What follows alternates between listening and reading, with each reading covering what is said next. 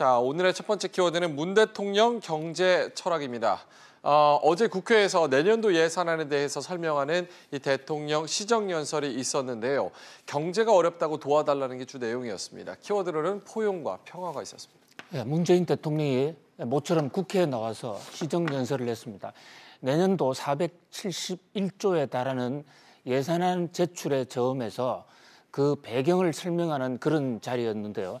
최근에 지금 경제 상황이 많이 좋지 않은 지표들이 잇따라 나오고 있지 않습니까? 예. 이럴 때면 성장, 투자, 고용 이런 지표들이 줄줄이 지금 하락하고 있는 이런 상황이어서 대통령의 경제 인식이 과연 무엇이냐 여기에 대해서 굉장히 주목을 많이 끌었습니다. 근데 문재인 대통령은 그동안의 경제 정책 기조를 변화시킬 이유가 없다. 변화시키지 않겠다라는 것을 분명히 했어요. 그동안의 경제 정책 기조라고 하면 소득 주도 성장론, 또 혁신 성장, 공정 경제. 그런데 이 세 가지를 전부 아울러서 포용 국가, 포용적 성장이라는 개념을 아주 역설을 했습니다. 예. 포용 국가라는 것은 모두를 포용하겠다는 인클루시브 이런데 이 포용적 성장이라는 것은 사실 정통 경제학 교과서에서 나오지 않는 얘기입니다. 예. 하나의 슬로건적인 의미죠. 세계은행에서 글로벌 금융위기 당시 나라 경제가 하도 어려우니까 빈부격차가 심해져서 그 경제의 대열에서 탈락한 사람들도 좀 끌어가야 되지 않느냐.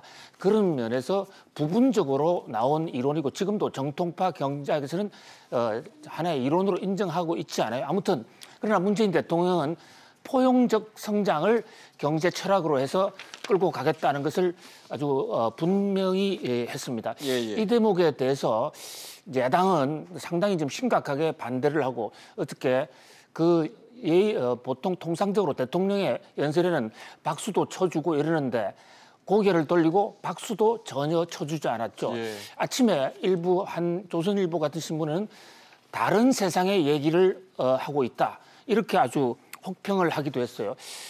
실제로 문 대통령 얘기 중에서 조금 거슬리는 대목을 이제 그 언론에 따르면 그런 지적이 있는데 예를 들면 세계가 한국 경제를 찬탄을 보내고 있다. 찬사를 보내고 있다.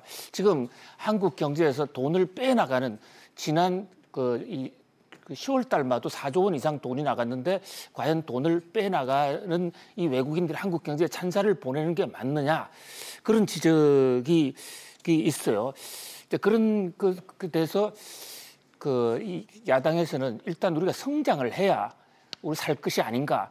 이래서 성장론으로 방향 전환을 좀 해줄 것을 촉구하고 있는데 이를 일체 이제 무시한 거죠. 문재인 대통령의 포용 성장의 핵심은 한 사람도 차별받지 않은 모든 사람을 다 끌고 가겠다.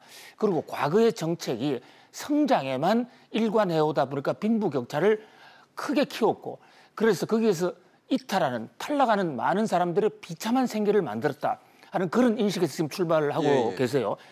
그 대목도 상당 부분 공감을 사고 있습니다. 그동안 우리 경제의 빈부격차가 상당히 많이 커져 있는 것도 사실이에요. 그런데 문제는 지금처럼 우리 경제가 거시경제 지표가 나빠지면 다 같이 잘 사는 사회가 되는 것이 아니라 자칫 잘못하면 다 같이 잘 못 사는 사회도 될 수 있다. 그런 면에서 좀 우려가 있는 것이죠.